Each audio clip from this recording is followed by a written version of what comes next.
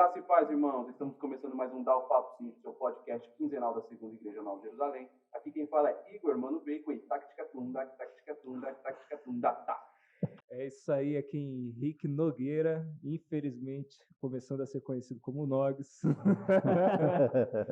E a minha frase de hoje é a graça, só a graça, pela graça, eu tô cheio da graça. E aí, galera, aqui é o Henrique Ferro e a minha frase é a seguinte: quem me vê sempre parado, distante, garante que eu não sei sambar. Só que eu tô me guardando para quando Jesus voltar. Ui! Uau! Bom, eu sou o pastor José. Minha frase de efeito hoje é mexendo no passado para nós entendermos melhor o futuro. Garoto! Segura esse pensamento. Eu acho que vocês já perceberam, pessoal, que nós temos aqui um convidado muito especial, o pastor Zé Carlos. Mas antes da gente conversar um pouquinho com ele, vamos para o Cindy News, né? Vamos falar um pouco das novidades.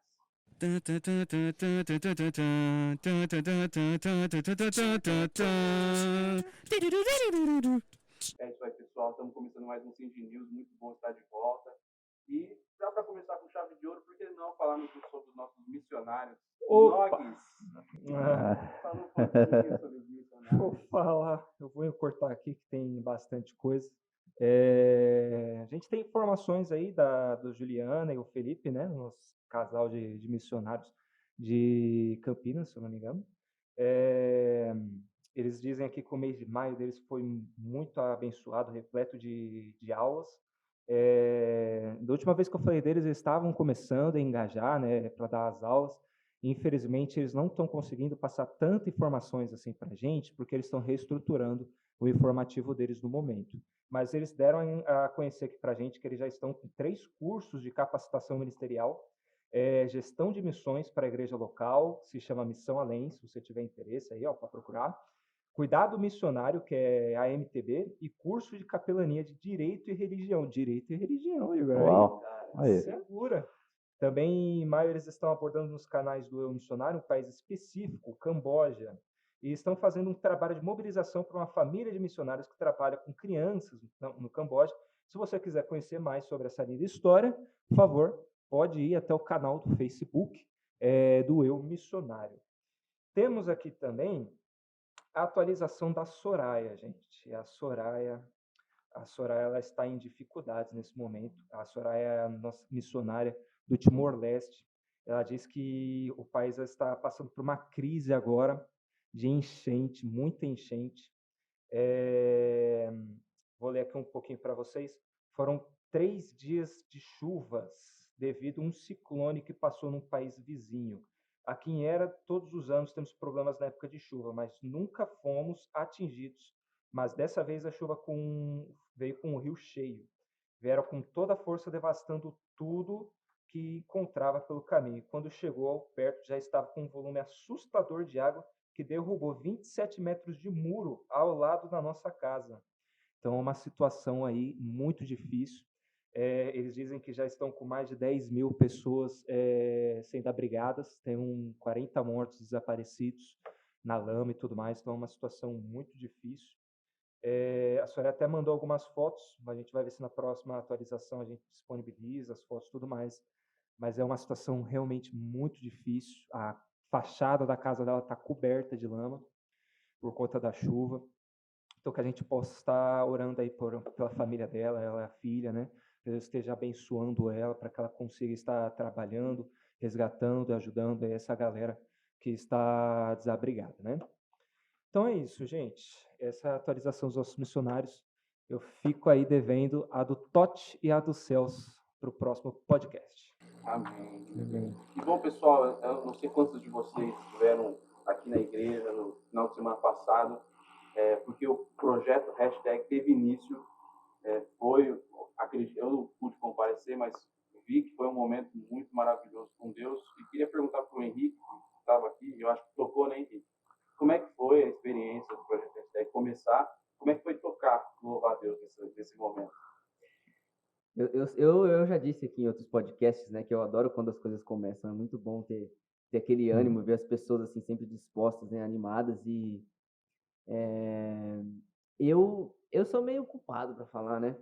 Porque eu tava lá e assim eu achei maravilhoso. Eu vi que que Deus está trabalhando. Eu vou dar o meu exemplo, Deus está trabalhando na minha vida já com isso, né? Já comecei a dar uma mudada e uma arrumada na casa, né? E assim, o primeiro tema foi sobre coragem e sempre foi um tema assim que era muito forte para mim, assim, porque quem me viu assim percebe que eu tenho o naipe de um cara corajoso, de um cabra macho, entendeu? Desse tamanho, com esse pique de lutador de boxe, Arnold Schwarzenegger. E assim, como foi tocar lá? Eu sempre me sinto nervoso pra caramba pra subir lá. Deve ser uma Mas, pressão, rapaz. mas assim, Deus tem feito coisas maravilhosas com a gente, né? Como Ministério de Louvor dos adolescentes aí. E assim, eu só tenho a agradecer a Deus porque foi um culto maravilhoso. Sim, a presença de Deus estava top. Tava assim. Aleluia. Obrigado, Deus. Eu fico até um pouco sem palavras, assim, começo a dar aquela emocionada. Assim, vai lembrando das coisas. Tô lembrando das coisas assim, gente, bem, tá muito bom. Eu tô com a minha pulseirinha aqui. Quem tá com as pulseirinhas aí ouvindo também, não esquece. Tem os desafios aqui, também.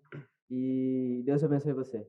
Se você tiver a fim de participar e conhecer mais sobre o projeto Hashtag, segue lá a rede social do Geração Eleita no Instagram. Isso. Que todos os dias os caras estão postando atualização sobre o projeto. Queria dizer que domingo que vem, né, pastor? Domingo que vem teremos o batismo aqui na igreja. Vai ser um momento muito especial. É sempre lindo quando as pessoas se batizam. Eu falo batismo.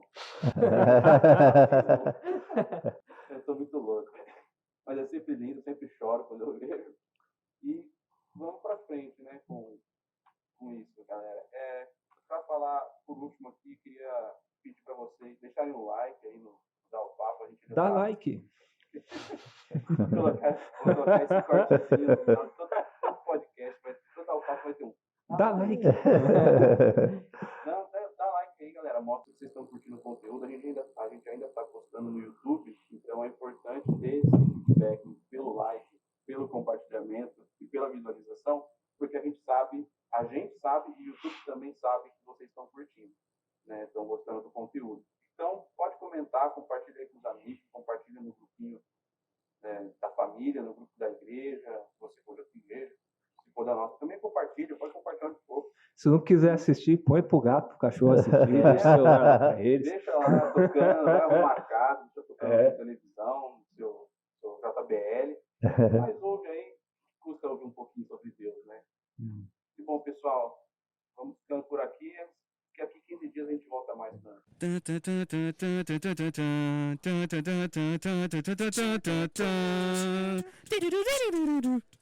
É isso aí, pessoal. Muito bom estar de volta aqui com mais um Dá o Papo quentinho. E hoje vocês já devem ter percebido pelo tema e pelo convidado.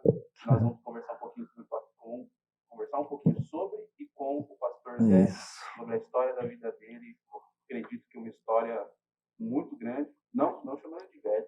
Que isso? É longa. Mas uma pessoa que já viveu bastante coisa. E para começar, eu acho que seria interessante começar do começo, né? Como sempre. Pastor, pode ficar à vontade. Legal. Beleza. Tá. Bom, em primeiro lugar, eu quero fazer como os políticos, né? Agradecer aqui a presença. Brincadeira. Eu queria fazer assim, trazer um elogio a vocês, porque o trabalho de vocês tem sido maravilhoso, viu? Tem sido muito bom.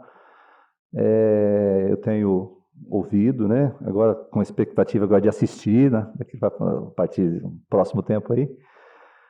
O nosso amigo aqui, não é porque é Nogueira, né? Mas cara, fez um vídeo aí para os imigrantes aí, perguntaram para mim, quem é essa voz aveludada aqui, uma voz perfeita.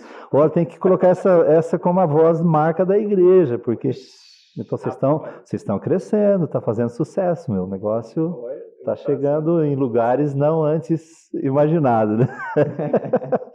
Muito legal, mas é muito bom estar aqui com vocês e eu, apesar da barba branca, do cabeça já branquecida e da idade, eu tenho um espírito muito jovem, né? Se vocês conviverem comigo, vocês vão perceber, eu acho que o Nogueirinha aqui sabe, né?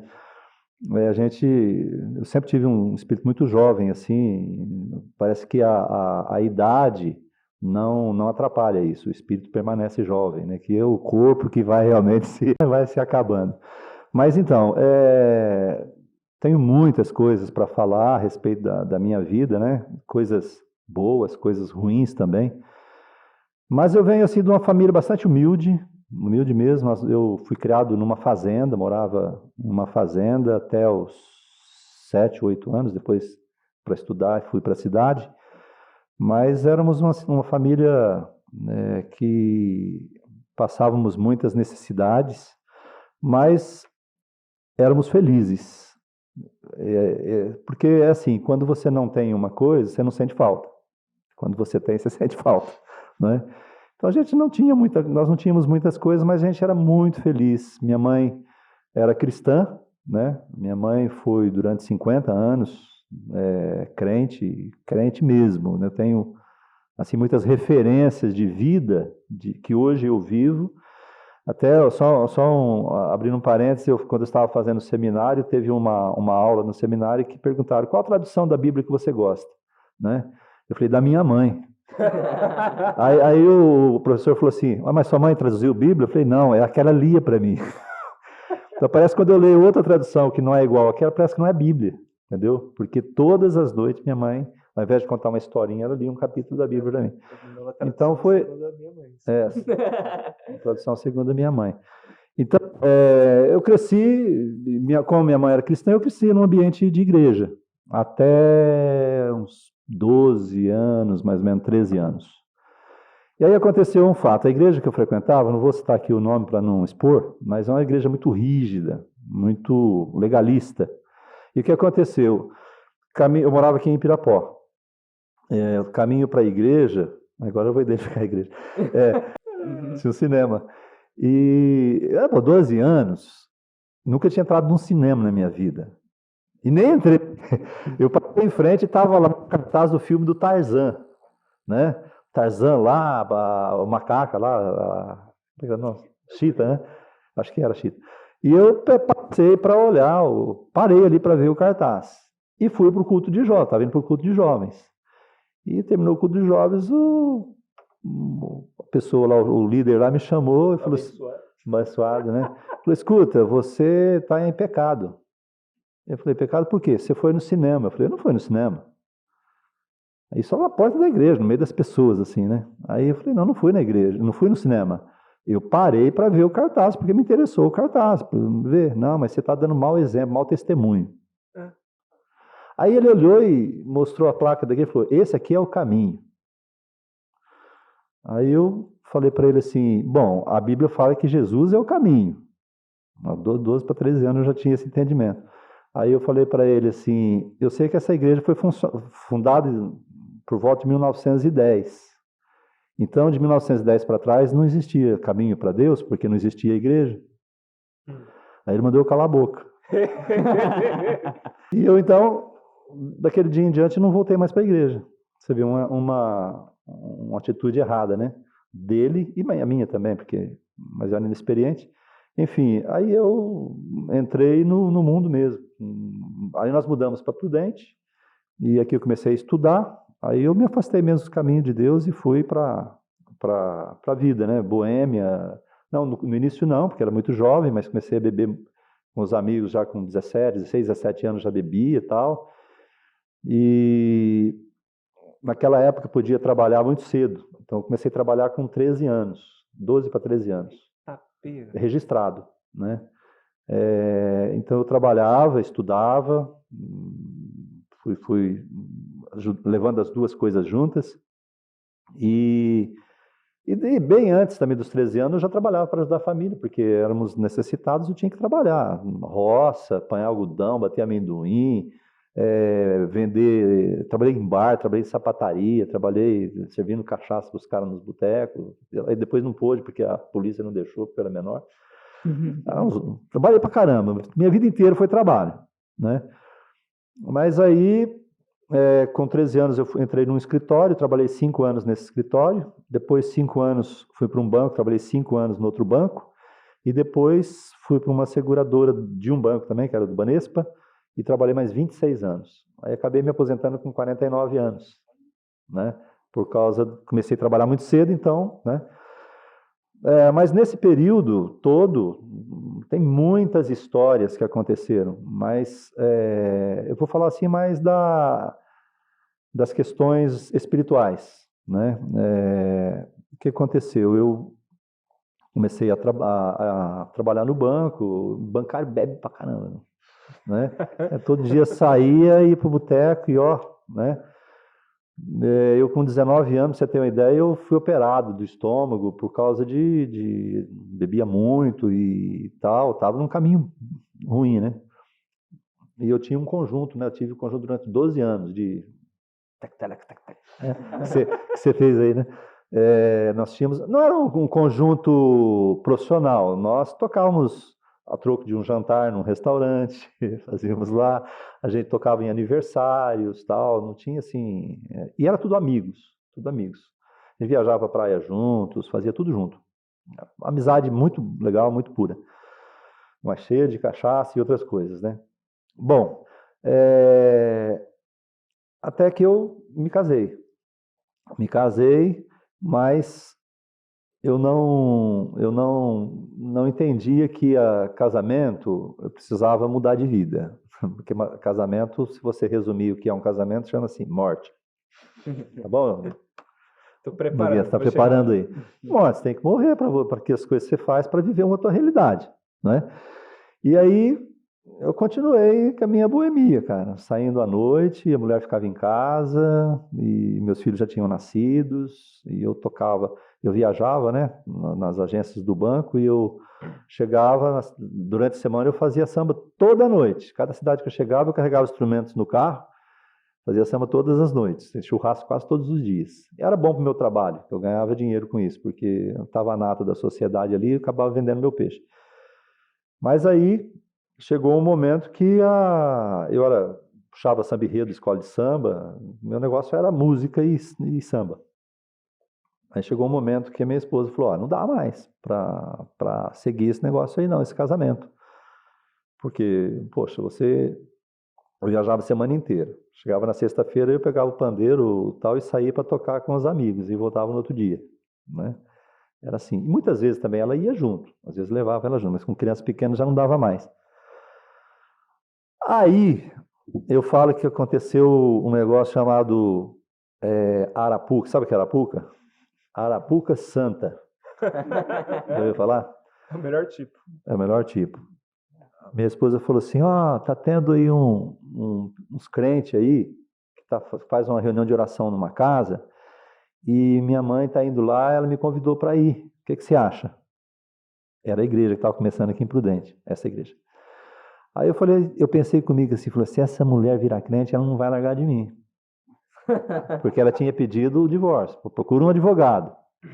Eu estava enrolando, porque para mim estava cômodo, né? Aí eu falei, se essa mulher virar crente, ela não vai largar de mim, porque o pastor vai falar que não pode. Eu sabia como é que funcionava, né? E eu, não, bem, vai sim, vai ser bênção para a tua vida, tá, lógico, vai sim e tal. E ela foi. 1 mês, 2 meses, 3 meses, toda quarta-feira, não tinha igreja ainda, era só oração. Aí chegou 4, 5 meses depois, ela falou assim, vai ter o primeiro culto, você vai? Eu falei, como é que eu vou falar que não? A mulher não falou mais de divórcio, não perguntou mais nada, tá tudo quietinho? Vou, lógico que eu vou, tranquilo. Tomei uma dose de uísque desse tamanho antes de ir pro culto, para aguentar um culto agora de crente, né? Vou dar uma calibrada aqui. E eu fui. Não consegui, era o pastor Ney tocando flauta, a Marinha tocando piano, era bonito os louvores e tal. Eu gostei, mas não consegui ficar lá dentro, por causa tinha bebido, né? Eu fiquei envergonhado de ficar lá dentro, na verdade, não fiquei. Aí no outro domingo eu fui novamente. E aí eu sentei na cadeira aqui, Dude sentou aqui e o Fernando lá de cá. Eram crianças. E eles botaram a cabeça na minha perna e dormiram. Não tinha jeito de eu levantar. E o pastor Paulo começou a pregar, e eu olhei para minha esposa e falei, pô, você contou nossa vida para ele? E eu sabia que tinha contado. E ele estava falando diretamente para mim, era certeira, a flecha. E eu comecei a ouvir aquilo, falei, poxa, eu vou levar para embora daqui. O cara está usando, né? Me chama em particular e fala. Só que ele começou a falar de coisas que minha esposa não sabia. Só que ele começou a dar uns recados para mim, mas muito claro, de coisas que eu aprontava, que eu vivia. E eu comecei a entender que era Deus que estava falando. E aí, quando eu percebo isso, eu baixei minha bola e Deus começou a mexer com o meu coração. E quando ele faz o apelo, eu vou para frente, Henrique. Eu vou para frente, joelho lá, cara. Eu molhei minha roupa, chorando. E passava um filme na minha cabeça, assim. Eu via as coisas erradas que eu fazia, a maneira como eu vivia. E eu sentia nojo de mim, né? E durou uns 15 minutos isso. Aí eu levantei, todo mundo me abraçou. E papai não sabia nem o que estava acontecendo direito, né? E fui embora. Beleza, fui para casa e tal. Aí chega na segunda-feira, deu 6 horas da tarde, já meus amigos já ligaram. Onde nós vamos beber hoje? Onde vocês estão? Estou em tal lugar, daqui a meia hora eu estou aí. Para mim não tinha acontecido nada, só tinha tido uma experiência lá. Só que era um cara assim, eu bebia de janeiro a janeiro. Todos os dias eu bebia minha cerveja, meu chopp e tal. E eu chego lá para beber, tá uma roda, meia dúzia de caras assim sentados, cerveja na mesa, belisco e tal. Sentei, peguei meu copo, botei a cerveja, botei na boca. Falei, nossa, a cerveja tá horrível. Os caras, nossa, tá uma delícia a cerveja. Falei, não, a cerveja não presta não, meu. Falei pro cara, tá, traz uma cerveja para mim aí, marca tal. Peguei um copo limpo. O cara todo, botei, falei, não, a cerveja tá choque. Meu, você descongelou a cerveja e congelou de novo. A cerveja tá choque, tá esquisito. Os caras beberam, tá uma delícia, cara. Aí eu falei, quer saber de uma coisa? Abri 3 cervejas seguidas, ficou na mesa lá. Falei, cara, não vou embora. Mas não, vou embora. Ali era assim, a gente fazia um esquenta ali, depois a gente ia tocar em algum lugar, na casa de um médico, assim, algumas coisas, no restaurante. Depois a gente jantava no final, depois que ia para casa. Aí eu peguei e fui embora, cheguei em casa às 7 horas da noite. Aí minha esposa olhou para mim, de baixo, acima, assim, e falou, você tá bem? Eu falei, tô, por quê? Você nunca chegou nesse horário? Eu falei, mas vamos sair para tomar um sorvete com as crianças? Sorvete? Com as crianças? Você? Sorvete e tal? Bom, enfim, mudou a minha vida, cara. Já não consegui mais beber, não consegui mais viver aquela vida que eu vivia. E aí eu fui para a igreja. Aí eu cheguei e falei para o pastor Paulo, naquela época tinha igreja aqui em Tupã, tinha igreja em Campo Grande, tinha igreja em Ourinhos, tinha igreja em Campinas, e o pastor Paulo pregava muito nessas igrejas. Eu falei, pastor Paulo, a partir de agora eu quero ser seu motorista, carregar a tua pasta.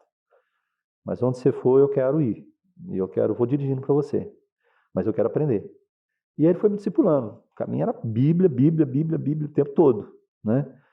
E aí eu acabei me convertendo primeiro que minha mulher. Mas nós nos batizamos no mesmo dia. E aí começou, me envolvi muito com a igreja, comecei a trabalhar com tudo que você imaginar na igreja, trabalhar com crianças, com adolescentes, com jovens, ministrando louvor, tocando, com casais, tudo que você imaginar, depois com cura, libertação, né, guerra espiritual, tudo que aconteceu na igreja, eu participei. Eu não tinha pretensão nenhuma de ser pastor. Não tinha. Tem um apêndice que depois eu vou colocar para vocês que eu deveria imaginar que eu seria, mas não era o objetivo, né? Eu trabalhava, tinha um bom trabalho, um bom salário, minha vida era muito estabilizada, então não tinha intenção de pastoreio. Mas eu sempre falava para o pastor Paulo, eu quero ajudar, não quero ser pastor, eu quero ajudar, eu quero ser o segundo. E o pastor Paulo daquele jeito, então seja o melhor segundo. Né? Seja o melhor segundo. E aí comecei célula na minha casa, né? Eu morava aqui perto da Cícero, comecei célula na minha casa e começou a crescer, tinha reuniões assim de confraternização, tinha 70, 60, 70 pessoas. Né? E nós entendemos como ministério que nós deveríamos formar congregações e não ser uma instituição, uma denominação, onde tem um cabeça e um monte de igreja ligada à instituição. Cada igreja cresce, tem vida própria e segue em frente, como um filho sai da casa, casa e vai ter a sua própria vida, né? E aí abrimos uma congregação aqui na Cícero de Barros, um local quando nós, no começo da igreja, já tínhamos participado, alugado esse lugar. E aí era próximo de casa, 1,5 quarteirão de casa, né? Acabei assumindo como presbítero lá durante alguns anos. Depois fui ungido pastor em 30 de dezembro de 1996. Vocês já existiam já? Eu já. Não? Tinha nascido dia 22 de novembro. Em 1996 eu fui ungido dia 30 de dezembro. Aí começou, né, esse processo de emancipação que eu acabei alugando aqui e vindo para cá, né, com o grupo de presbítero que já havia. Mas o apêndice que eu falei foi assim. Aliás, essa sala aqui me traz uma recordação desse momento. Porque aconteceu o seguinte, eu agora voltando, né, dar uma voltada lá no começo, eu sou gêmeos, não de signo, gêmeos mesmo. O povo da casa tá assim, como assim? Converter esse pastor. Né? Você é de Capricórnio, Sagitário, né? Eu sou gêmeos, né? E só que minha mãe morava em fazenda e não sabia que estava grávida de 2. Então eu nasci, né? E a parteira foi embora. Nasceu, foi embora. Dali uma hora minha mãe sentiu contração de novo, nasceu o outro, mas já nasceu sem vida, né? E eu não sabia que esse fato tinha alguma influência na minha vida. Nem imaginava que pudesse ter. Mas aconteceu o seguinte. Eu era extremamente tímido. Pensa num cara tímido. Quase com caipira, que tem medo de vergonha de entrar num banco. Eu fui trabalhar no escritório, depois num banco, né? Eu tinha vergonha de tudo, Henrique. Tudo. Eu era um cara, né? E por isso que talvez eu gostava de beber, porque quando eu bebia eu me descontraía, e eu conseguia me expressar, conseguia me relacionar melhor. Então, sempre estava com um copinho na mão, né? Principalmente à noite. Aí o que aconteceu? Eu estou na igreja, já pastor, né? E teve o curso de Veredas Antigas. Não sei se vocês já fizeram, né? Curso Veredas Antigas, e eu fui fazer o curso para ver como é que era, para poder implantar na igreja. E essa timidez minha era assim, eu trabalhava numa empresa e eu era gerente da empresa. E eu tinha que toda semana não, mas a cada 15 dias eu ia para São Paulo, diretoria e tal, para tratar de negócios. E acontecia o seguinte, às vezes ia lançar um produto, então sentava lá o presidente, sentavam os diretores, sentavam os gerentes do interior e as sucursais que eram de outros estados, e ia discutir o assunto, fazia uma tempestade de ideias ali para saber como lidar com aquele produto no campo. E o que acontecia, cara? Eu lá sentado, todo mundo tinha que falar. E a conversa vinha vindo e ia chegar em mim no momento. E aquilo lá me dava dor de estômago, me dava desinteria, me dava dor de cabeça. Eu suava de molhar a mão, assim, porque eu não achava que uma baixa autoestima terrível, achando que não era digno nem estar ali, você entendeu? Mas chegava e eu tinha que falar. E eu conhecia tecnicamente dos produtos, né? E eu falava, olha, eu acho que isso deve ser assim, assim, assim, assado, o mais sucinto que eu podia ser, falava e já encerrava a minha fala. Aí a gente saía para almoçar e depois voltava à tarde para juntar todas as ideias e ver como que seria feito. E aí, para minha surpresa, o presidente lá na frente falava, olha, nós vamos seguir mais ou menos a direção que o Nogueira falou. Eles me chamavam de Nogueira. Aí eu voltava dirigindo o carro e eu dava murro no volante e falava, poxa, eu tenho valor, poxa, por que eu sou assim? Né? Então, o cara, quando ele tem baixa autoestima, o que ele faz? Ele quer agradar todo mundo. Então, eu agradava todo mundo. Então, vamos supor, se você e o Henrique marcassem um horário comigo, para conversar comigo, eu marcava com os dois no mesmo horário, porque eu não falava não. Então imagina como eu sofria no meu trabalho, que eu tinha que falar não o tempo todo. Eu acabava empurrando, às vezes, para os funcionários falar não, para eu não falar. Porque a pessoa que tem baixa autoestima, ela quer ser aceita. Falando não, pode não ser aceito. E aí, quando eu me converto, nesse período que eu me converti, a minha esposa estava com depressão. Minha esposa estava com uma depressão terrível, foi uma depressão pós-parto, nascimento do Dude. E ela chegou numa depressão tão forte, síndrome de pânico, que ela tinha medo de comer. E ela começou a emagrecer. Chegou a 42, 43 quilos, né?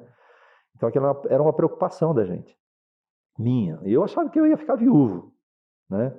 E naquela época, estou falando de coisa de mais de 30 anos atrás, as pessoas achavam que esse tipo de síndrome de pânico, depressão, é frescura. Hoje sabe-se que é uma doença, mas não sabia. Aí o que aconteceu?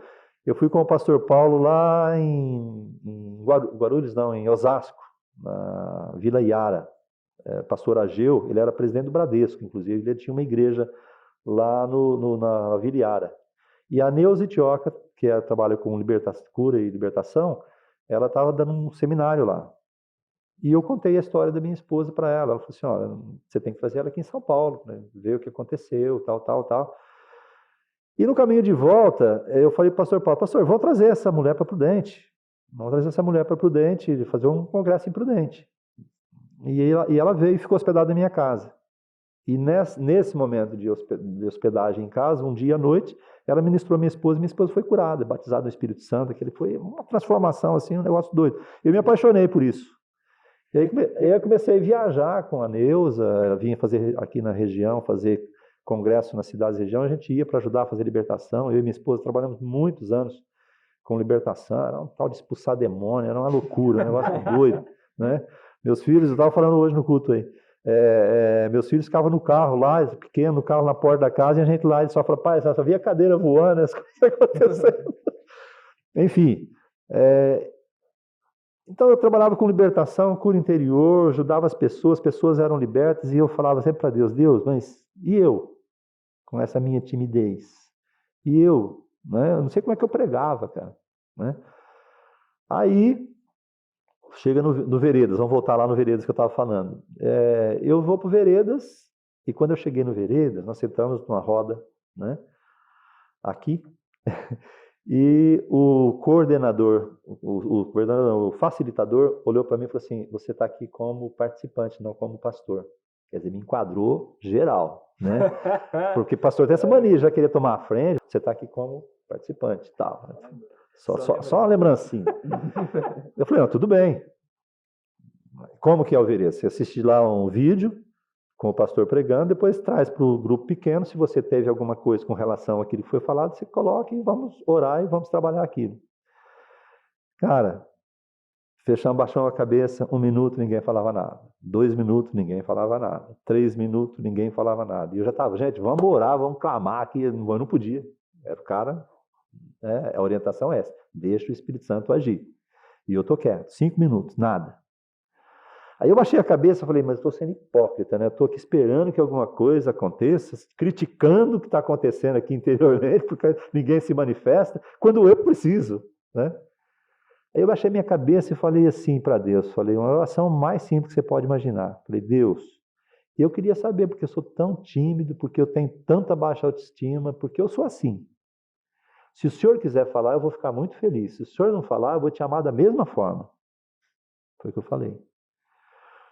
Aí, cara, eu abro na minha frente, assim, uma tela, eu com o olho fechado, abre uma tela na minha frente, assim, e eu vejo um homem vestido de branco, mas eu via só a barba dele para baixo, assim, e eu sabia que era Jesus. E ele tinha uma criança no colo, saída, assim, recém-nascida, suja ainda do parto, e ele tinha um jarro branco, eu não esqueço essa cena. Ele pegava a água da bacia, jogava na criança e limpava a criança e conversava com a criança. E eu sabia que aquela criança era eu. E eu fiquei olhando para aquilo, tentando ouvir o que ele falava. E ele falava assim, você não deve se sentir inferior às pessoas, porque no dia do seu nascimento teve um velório e você foi colocado à parte. E o seu pai não estava presente. Porque meu pai estava fazendo um tratamento, meu pai foi me conhecer, eu tinha 3 meses. Que estava fazendo um tratamento de saúde em São Paulo naquela época, não dá para ir e voltar toda hora. Ficava lá até sarar, né? Cara, quando eu vi aquilo, ele falou assim, você não deve se sentir inferior, porque no dia do seu nascimento teve um velório, seu pai não estava presente, você foi colocado à parte. Você deve se sentir lisonjeado e feliz, porque eu escolhi que você vivesse, porque eu tenho um plano para a tua vida. Putz. Segura. Eu urrava que nem um cabrito. Vocês cabrito urra, né? Acho que é cabrito, não. Deve ser outro bicho. Um leão. Então, eu urrava, cara, chorei e tal. Bom, naquele dia eu fui liberto. Nunca mais consegui falar não, falo não para qualquer um hoje, de boa, né? Mas não, às vezes que assim. Então, foi, assim, uma libertador. Por quê? Agora eu vou tá cheio de voltar e vir de novo, tá? Por quê? Voltar lá antes, quando eu tinha 10 anos, mais ou menos, 10, 11 anos. Acho que não me lembro exatamente, entre 10 a 12, 13 anos. Eu cheguei um dia da escola em casa e eu falei para minha mãe assim, tô com fome. Minha mãe, uma criança vive com fome, né? Aí minha mãe falou assim, tá quase pronto o almoço, deita ali no sofá que já eu vou servir o almoço. E a hora que eu fui deitar no sofá assim, eu comecei a vomitar sangue, cara. Eu enchi o sofá de sangue assim e eu entrei em coma. Apaguei. Eu escutava minha mãe chorando, minha irmã chorando, meu irmão está morrendo, meu pai gritando, sem saber o que fazer. Eu escutava tudo que estava acontecendo ao meu redor. Mas não conseguia mexer um dedo. Eu me lembro que me pegaram, me colocaram num carro, um jipe, na verdade, no vizinho, me trouxeram para Prudente. E chegou no hospital, o médico me colocou numa maca lá, meu pai e minha mãe juntos, e o médico me examinou, minha mãe contou a história, e eu escutava tudo, cara. Tudo, não sentia uma dor, nada, só escutava. O médico escutou tudo, falou assim, me examinou e falou assim para minha mãe, olha, seu filho não tem mais que uma semana de vida. Ué, isso com 10 anos. Você não tem mais que uma semana de vida. Rompeu uma veia interna e está com hemorragia. E teria que colocar ele no avião agora e levar para São Paulo. Então, nós não tínhamos nem onde cair morto, pô, né? Ia pegar avião onde? Né? Aí eu lembro minha mãe dizer assim para o médico, doutor, meu filho não vai morrer, porque Deus tem um plano para a vida dele. A hora que eu vi, lá no Veredas, o próprio Jesus falando isso, cara, aquilo lá foi libertador. Libertador, por quê? Naquele momento eu encontrei o real motivo da minha existência. Compreende? Ali eu falei, bom, eu estou vivo por causa de um plano de Deus, então eu quero viver esse plano. Aí eu abracei realmente o pastorado. Ali foi o momento que eu entendi que eu fui chamado para ser um pastor, para cuidar de pessoas, cuidar de vidas, né? E aí eu toquei a minha vida dessa maneira até os dias de hoje, vamos dizer. Mas quando eu iria imaginar que um fato acontecido no nascimento poderia ter influência na personalidade de uma pessoa, na personalidade, não no caráter, mas na personalidade, na maneira de ser dela. E hoje, então, graças a Deus, totalmente livre, né? E continuo com prazer. Eu tenho, as pessoas dão risada quando eu falo, mas eu prefiro, eu fico mais, eu me sinto tão bem, mais atendendo uma pessoa, ajudando uma pessoa, do que pregando. Eu não me considero um bom pregador, me considero um bom pastor, né? Mas no tempo também a gente vai aprendendo. E aquela frase que ele falou que não viveria uma semana, não aconteceu. Tanto é que eu estou aqui, não sou um fantasma, né? Que vai ver se é o Gasparzinho. Né? Então minha vida foi assim, cheia de muitas marcas, tanto de trabalho, de experiência, de começar a trabalhar muito cedo, então amadureci muito cedo, né? Cara, eu tinha 16 anos, 15, 16 anos, eu estudava no IE, né? De manhã, não, antes ainda, eu levantava às 6 horas da manhã, das 7 às 8 eu fazia digitação, né? Digitação é hoje, naquela época era datilografia, ASDFG, né? Na maquininha lá de datilografia, saía dali, entrava no emprego às 8 horas, saía às 5h30 para ir para a escola à noite, e no outro dia, minha vida era assim, com 14, 15 anos, né?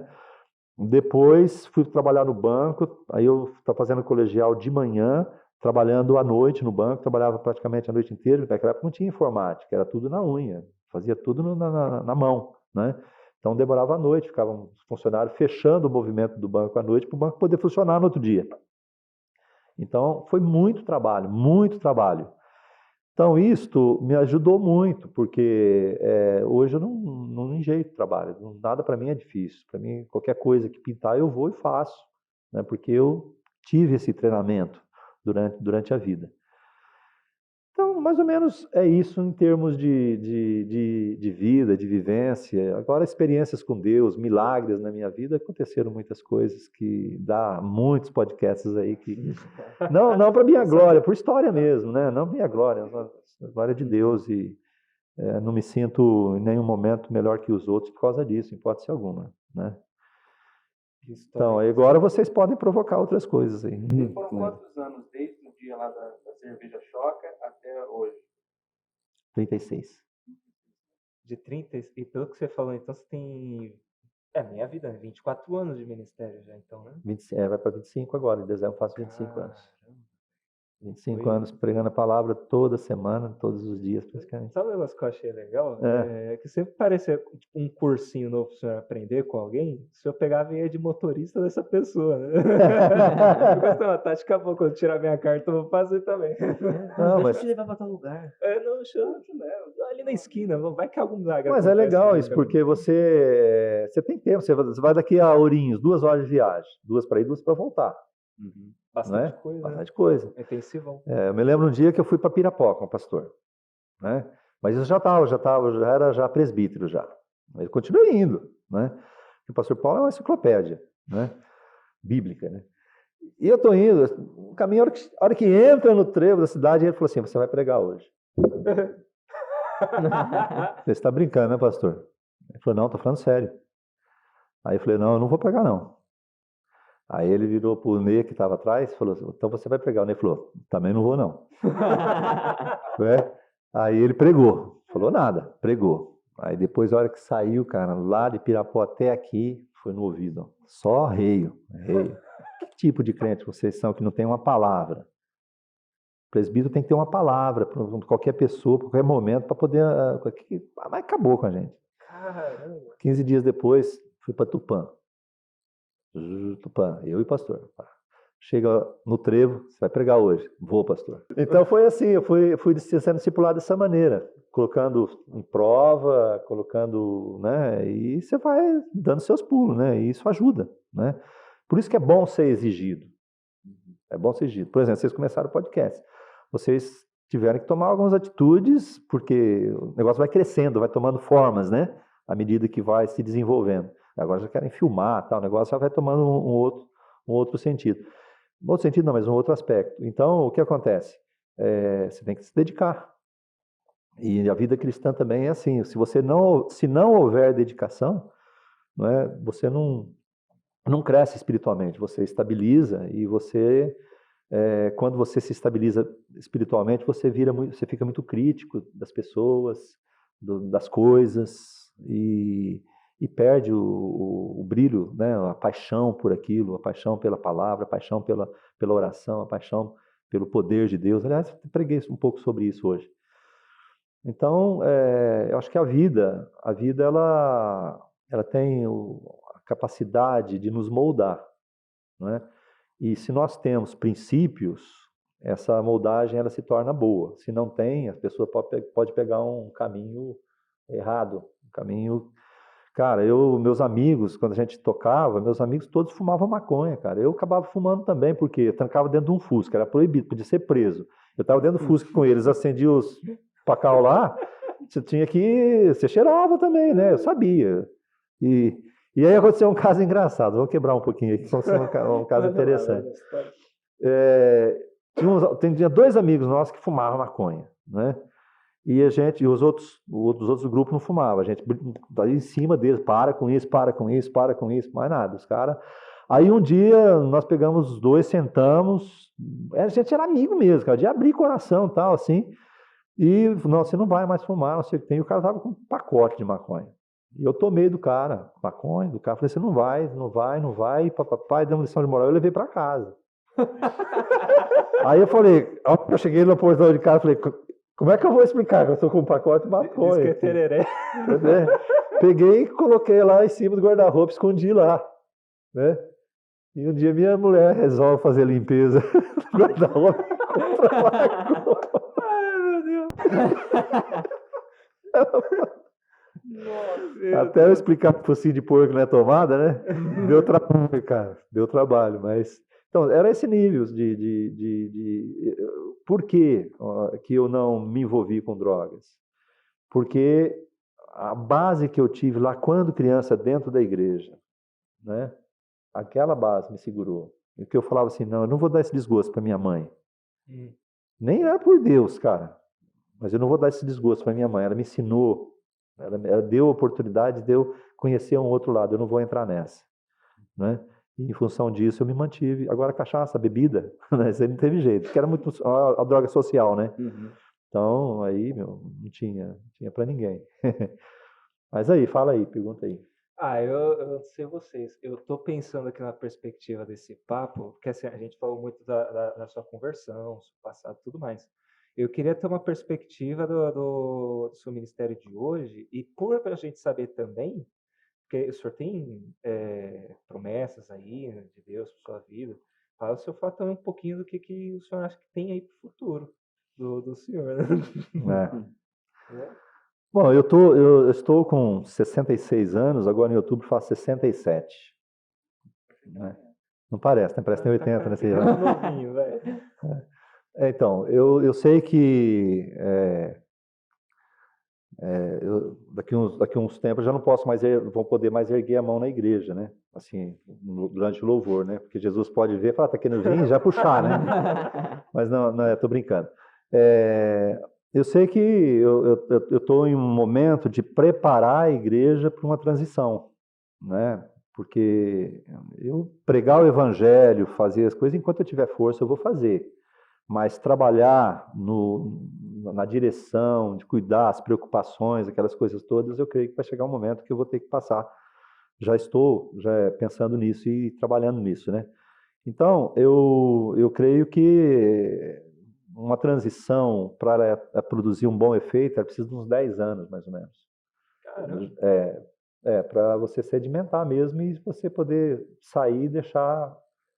não é aquela de passagem de bastão na corrida, que já passa e já era, não. Ela é mais demorada, porque você tem que formar líderes, né? Formar pessoas.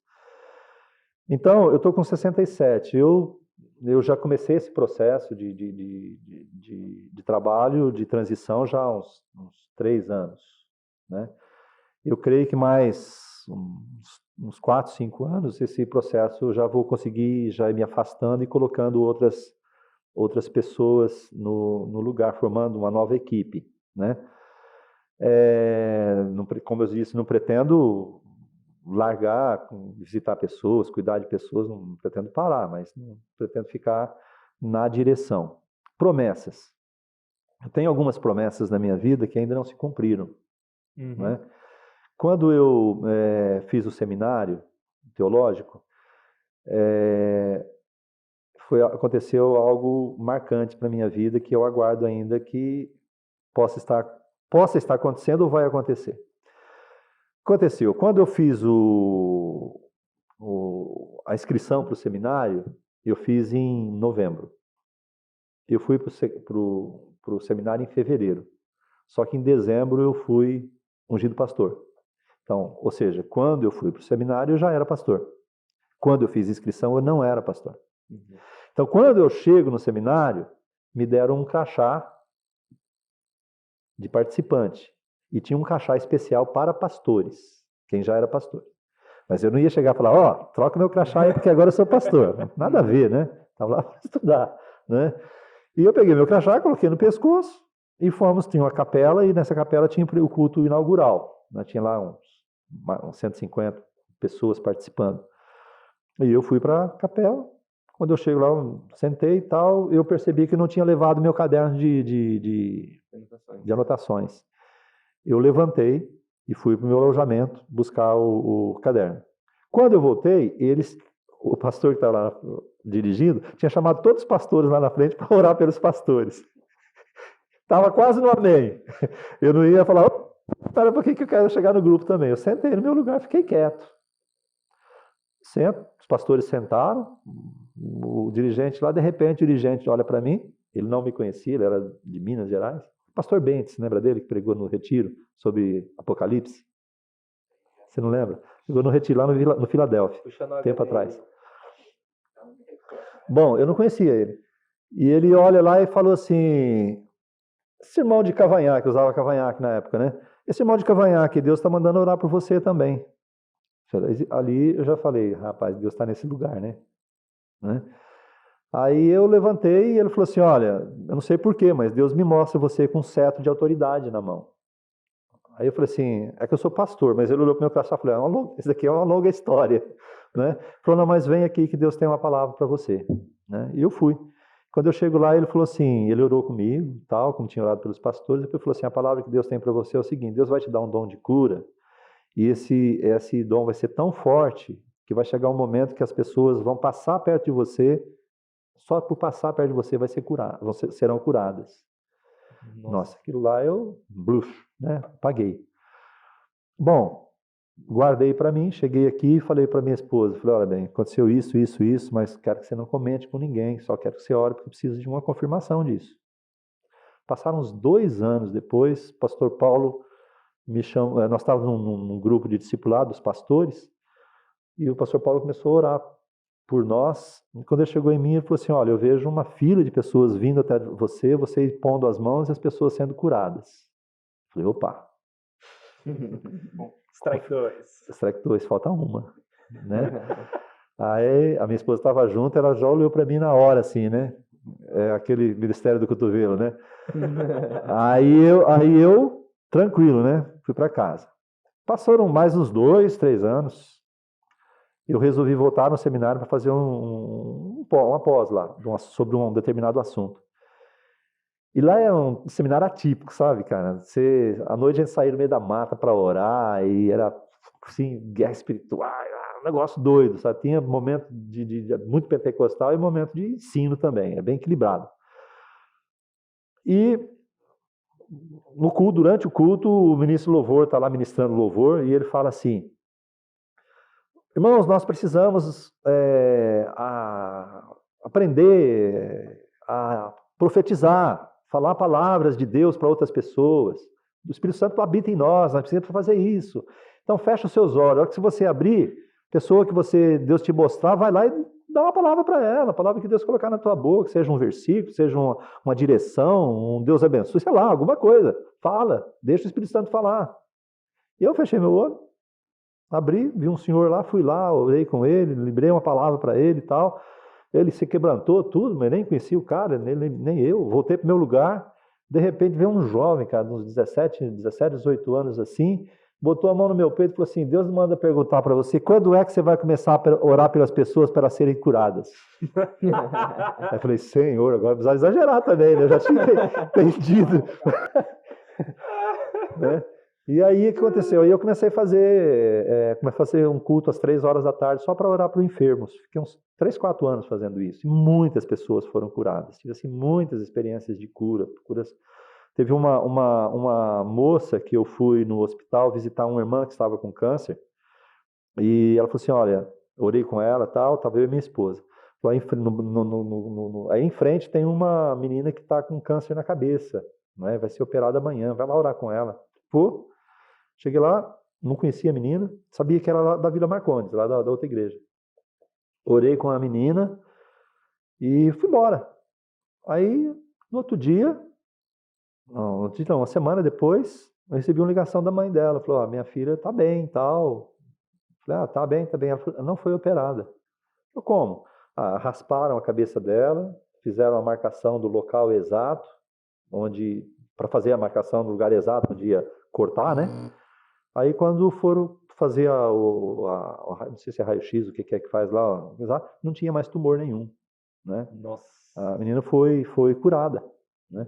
E depois ainda eu fiz o casamento dela, depois de muitos anos, fiz o casamento dela. É um bônus.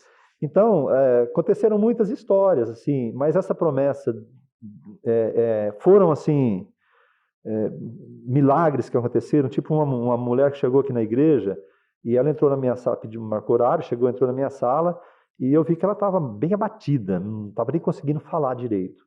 E ela mostrou assim que ela tinha saído, ela falou, acabei de sair do hospital agora, eu vim para cá, eu estou pedindo ajuda para minha filha, né?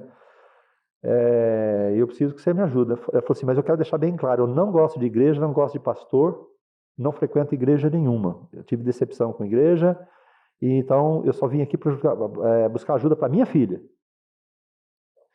Caralho, que ela falou aquilo, me deu assim, um negócio por dentro. Como é que uma mulher pode falar um negócio desse, né?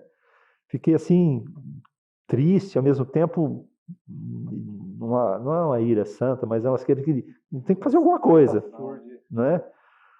E ela mal conseguia falar, e eu peguei, não sei, foi o Espírito Santo, né? Eu falei para ela assim, olha, irmã, eu falei, ó, senhora, Jesus ama você. Você pode ter certeza que Jesus ama. Pode ser que você não esteja num bom momento da sua vida, ou aconteceu alguma coisa, mas isso não interfere no amor de Deus por você. E para provar que Jesus te ama, a sua voz vai voltar ao normal agora. E orei com ela, a voz dela voltou ao normal, cara. Voltou assim, claro, nítido, né?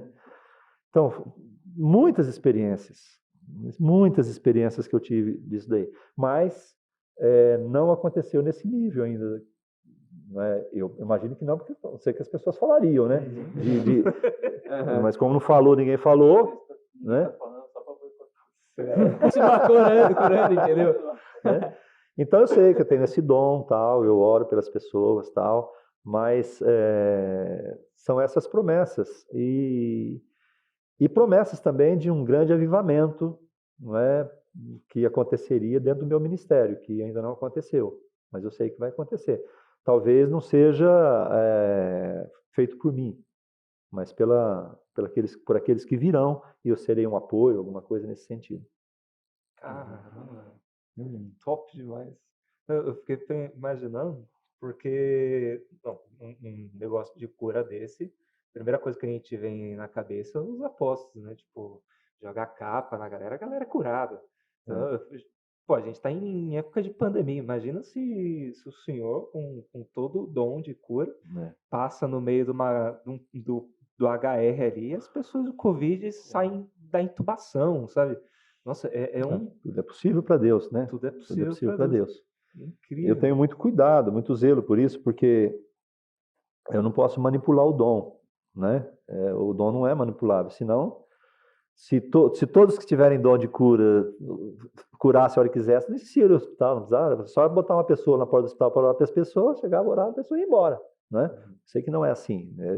Depende. Essa irmã que eu fui lá orar, que ela estava com câncer, que pediu para orar pela menina, morreu, e a outra não. Né? É a vontade do Senhor, né? E eu sou assim bastante cuidadoso, né? Mesmo, por exemplo, eu creio no mover do Espírito Santo, eu creio em tudo isso, minha vida foi pautada nisso, minha experiência de vida baseado nisso, de vida cristã, né? Mas eu não manipulo, só se Deus falar para mim, faz tal coisa, eu faço, porque eu tenho certeza que Deus falou. Do contrário, não vou ficar fazendo barulho, né? Barulho é lata d'água, lata que cai do monte, né? Vai rolando, vai fazendo barulho, mas não produz nada. Então, eu sou cuidadoso. Às vezes, pode ser que o excesso de cuidado pode impedir. Então, eu preciso sempre estar cuidando para esse equilíbrio, encontrar esse equilíbrio, né?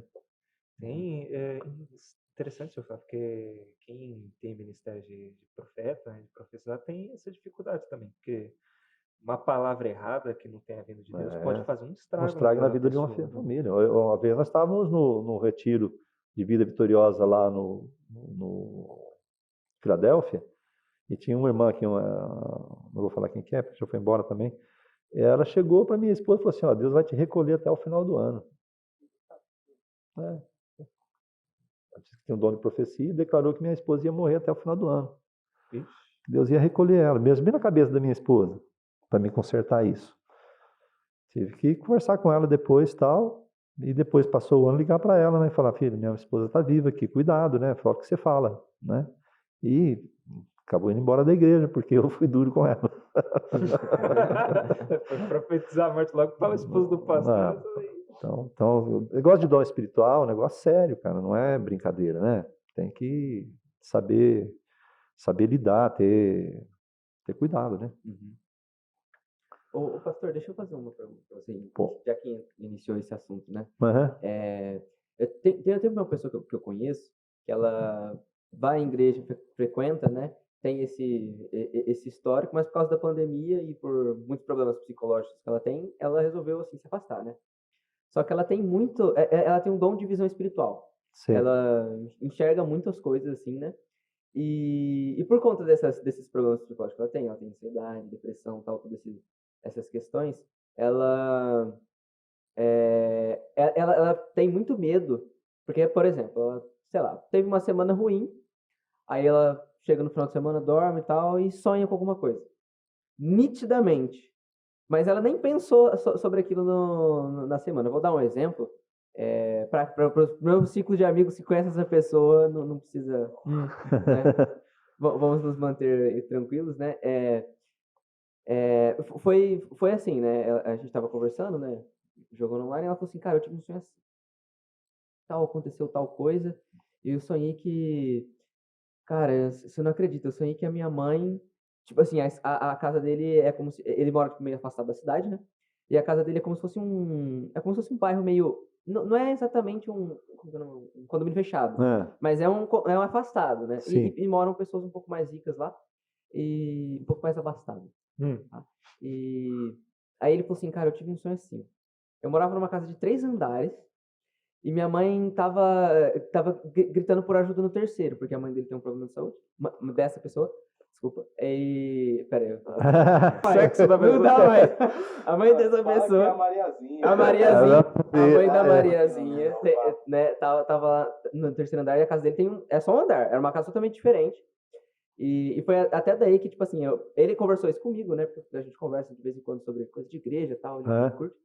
Aí eu tava falando isso pra ele, assim, cara, eu sonhei que a minha mãe tava pedindo ajuda no terceiro andar porque ela tem um problema de saúde. E ela é asmática e tal, esse tipo de coisa, né? Problema de respiratório.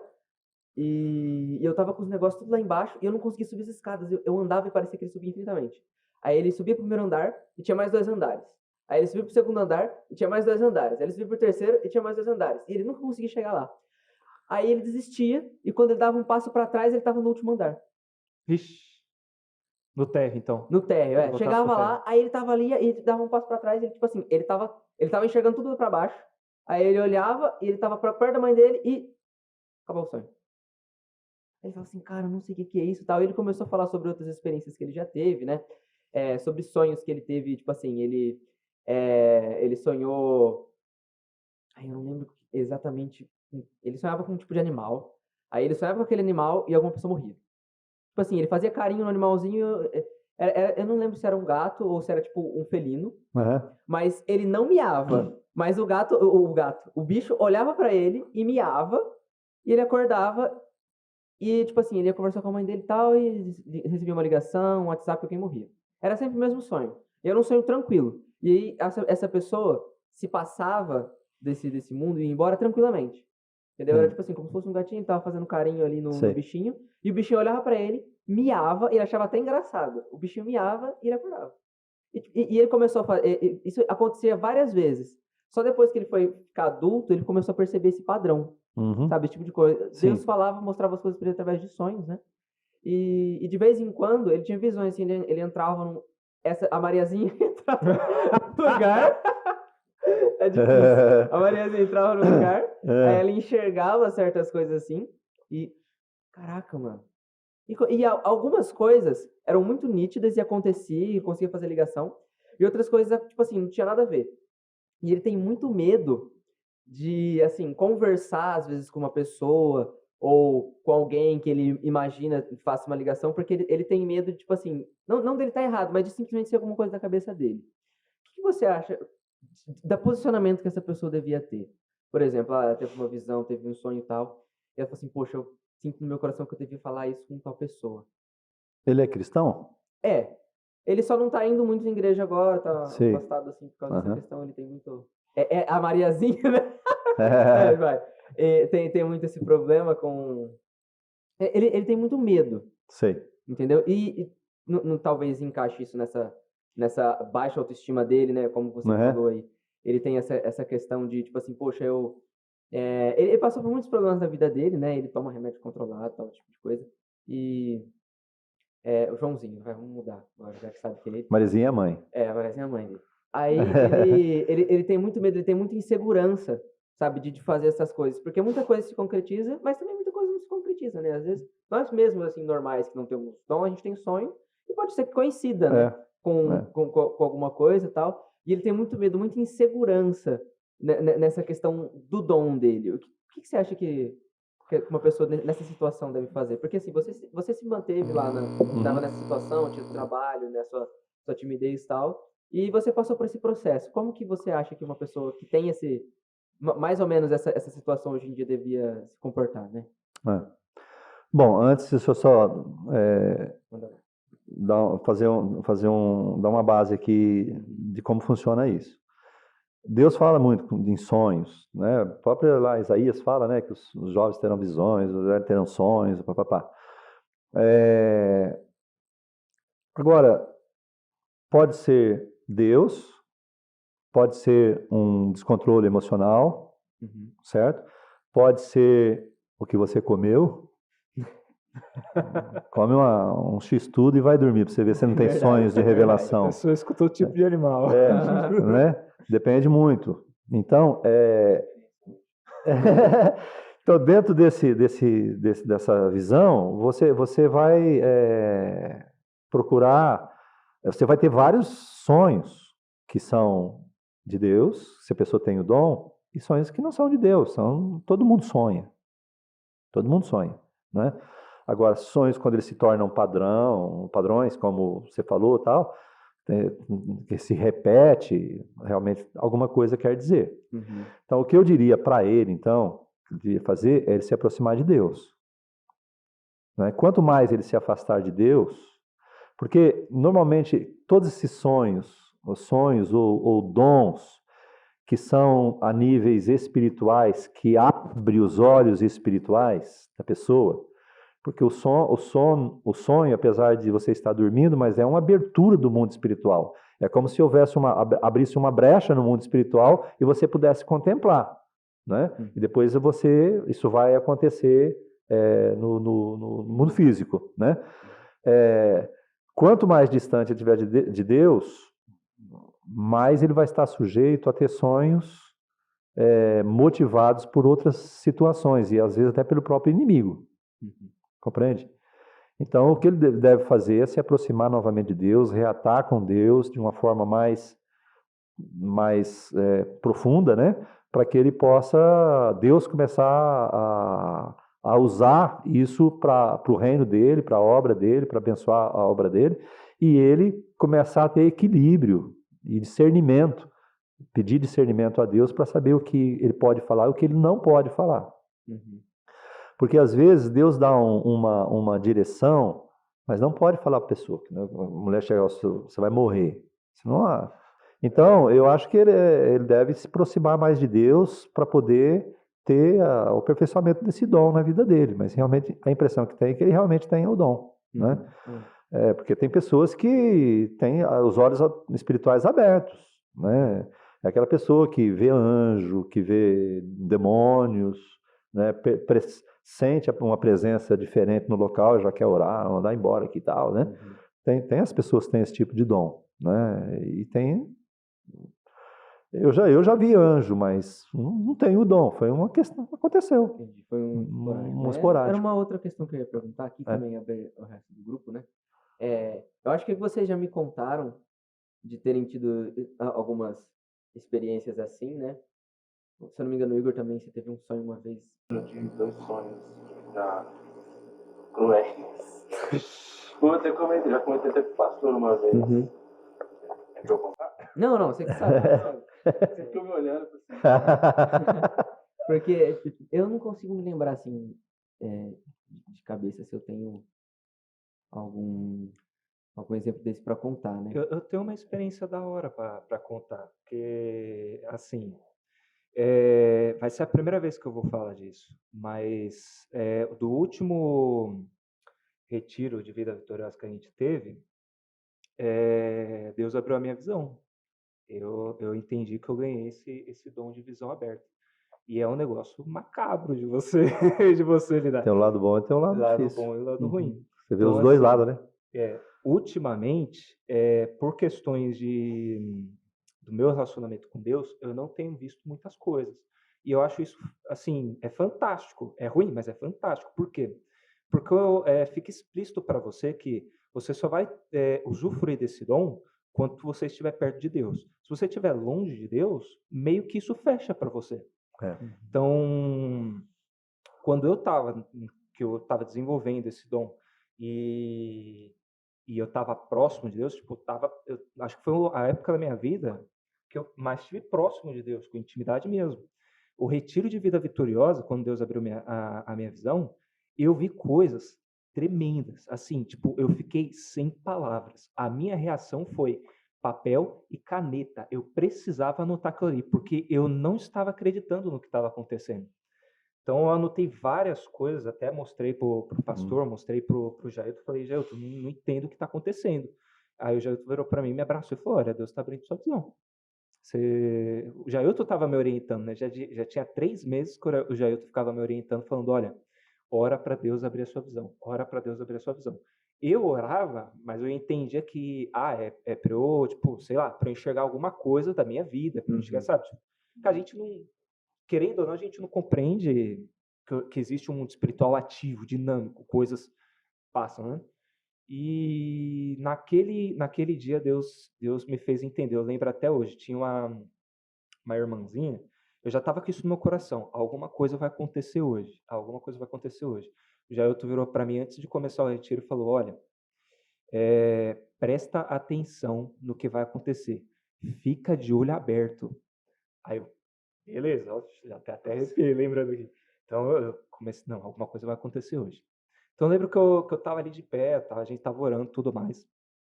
Só que eu estava um pouco incrédulo com algumas coisas. Tipo, eu sabia que alguma coisa estava para acontecer, mas no meu coração eu não sabia, tipo, não vai acontecer nada sobrenatural aqui. Eu estava um pouco incrédulo. E aí Deus me pegou, velho, porque eu lembro que tinha... Arapuca Santa. Beleza. Porque eu tava só de olho, ali, tava eu, a Thalita, né, os pastores lá pra frente, começou, eu tava vendo uma irmãzinha, a irmã, ela guerreira, velho, pensa numa guerreira espiritual, quando ela começou, eu achava que era uma blasfêmia o que ela tava fazendo, porque ela tava envolvida aquilo dali de corpo e alma, então ela gritava, ela se mexia, sabe? E ela fazia as coisas, eu pensava, meu Deus, o que tá tendo aqui? Um ataque de epilepsia? Mas não, velho. Eu vi aquela mulher chegando na irmãzinha e ela brigava com ela ali. A minha visão, ela mudou. Eu meio que olhei ela e eu não enxerguei ela de roupa normal. Velho, eu enxerguei ela como guerreira, sabe? Tipo, olha, eu até arrepio. Eu vi ela como se ela tivesse de cara pintada, não sei, alguma coisa. Ela tava com ouro, tava brilhando ali. E aí meu Deus, o que tá acontecendo com a minha cabeça? Eu ignorei. Aí aconteceu, velho, que a mulher, ela tava orando por uma outra irmã, que tava fazendo a libertação, ela tava aqui, né, tipo, a irmã já tava, tipo, toda contrita, chorando, tudo mais. Chegou a guerreira pra ela, mexeu o braço assim, não sei o que ela fez. A mulher caiu pra trás. A hora que a mulher caiu pra trás, eu falei, eita pega, velho, o que aconteceu aqui? Aí eu orei, Senhor, abre os meus olhos. Irmão, pra quê? Eu comecei a enxergar tipo um espíritozinho pequeno, um demôniozinho, no pé da mulher ali. E a guerreira, ela tava guerreando, tava botando o bicho no lugar, velho. Ela, tipo, o bichinho não queria largar do pé dela. Era um demôniozinho. Não sei nem se dá pra dizer isso. Mas, tipo, não chega do tamanho do sapato do pastor aqui. E toda vez que ele grudava no pé dela, a guerreira, tipo, meio que ela gritava, batia o pé, falava, não sei o que vem. O bicho corria, velho, de medo. E aí, tipo, isso foi só uma das coisas que eu vi. Eu comecei a ver água, tipo, caindo do teto, inundando o chão ali. E quando a água bateu no meu pé, eu comecei a sentir choque. Comecei a ver um monte de coisa. Eu olhei pro irmão, eu vi o irmão, tipo, o pé dele num pé da direita, ele pisava em gramado verde. E no outro, ele pisava num deserto. E aí depois eu fui conversar com o Jailton para entender o que se tratava. Até liberei uma palavra para ele. Mas tem muito disso que o tio falou. Tipo, ele falou, o pastor Jailton, a direção que ele falou foi, ó, você vai ver muita coisa agora, mas pede direção para Deus para saber o que você pode falar e o que não. É. E eu que já tenho a mãe de tudo que eu recebo eu quero dar, né? Então foi difícil para mim. Às vezes é só para interceder, só, né? Às Só vezes para é orar. só para interceder. Tive sonhos de coisas acontecendo no mundo espiritual. A última vigília que a gente foi na sua casa, que eu tive uma visão, também tive um entendimento naquela hora. Não sei nem se eu compartilho com você, acho que eu como falei Eu com acho você que depois. compartilhou sim. Fiquei em oração também. Então, tipo assim, é muito estranho, porque foge um pouco da sua razão. Quando você tá dentro dessa situação, velho, você tem que depender 100% da direção e do entendimento de Deus. Porque, assim, é coisa de maluco, coisa de maluco. Eu lembro que no retiro, eu lembro de um anjo, mano, fica até tremendo só de lembrar. Eu lembro de um anjo vindo para mim falando, olha, a partir de agora, o que você vê não é para você escrever, e não é para você falar. E aí eu não sei o que aconteceu. Eu acho que eu fui incrédulo de novo, porque o anjo me repreendeu. Falei, meu Deus, então eu vou fechar o olho. E aí eu não sei, parece que o anjo ficou bravo comigo e falou, então você não vai ver. Então eu comecei a ver algumas coisas acontecendo ali, mas meio que a minha visão fechou. Tipo, eu comecei a ver, mas eu não consegui ver tudo. A minha visão fechou. Então, tipo, Como se você não estivesse preparado para isso ainda. exatamente. Eu não Mas é estava teu, preparado. mas não está no momento. Exatamente. Então, assim, foi difícil. Depois que eu dei a vida bate, né, gente? A vida bate, a gente tem momentos que a gente está próximo de Deus, a gente está longe, a gente precisa guiar. Então, nessa época que eu não estava naquele pique com Deus, eu comecei a me culpar, comecei a me sentir, poxa, então eu perdi o dom agora. Mas não é que eu perdi o dom, Não. é mais que eu preciso engajar, preciso me dedicar, preciso estar próximo de Deus para que essas coisas aconteçam. Então, tipo, é sinistro essa parada. Primeira vez que eu tô falando disso. O mundo espiritual é muito ativo. Ele é mais real do que o que nós vemos. É que a gente se move pelo que a gente vê. Mas o mundo espiritual ele é ativo demais. Nesse momento aqui, ó, tem anjos aqui, tem um mover em cima aqui de demônios, de anjos. Está tudo acontecendo, a gente não vê. Sabe um negócio que eu tava pensando aqui? Eu lembrei de duas coisas agora, né? Eu tava pensando no meio da semana, que foi... Como que chamava Israel antes? A pessoa de Israel. Hebreu? O cara Jacó, lá. Jacó.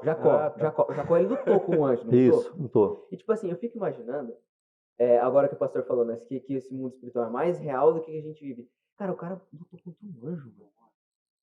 Imagina o pique desse maluco, mano. Chegou lá, pá, tirou a espada, vou lutar com esse cara aí. E era um anjo. E esse cara lutou com ele fisicamente. Tanto é que o anjo feriu, né, a coxa, né? A coxa, A coxa deixou ele manco. E eu fico assim, cara, imagina. E eles lutaram, e ele era um guerreirão. O Jacó era um cara bravo, mano. Tem até a musiquinha. Jacó segurou. cara. Mas o anjo não deu tudo ali, não, viu? Mas tipo assim, eu fico imaginando. Vai lá e abençoa Jacó. É. Mas eu vou me divertir.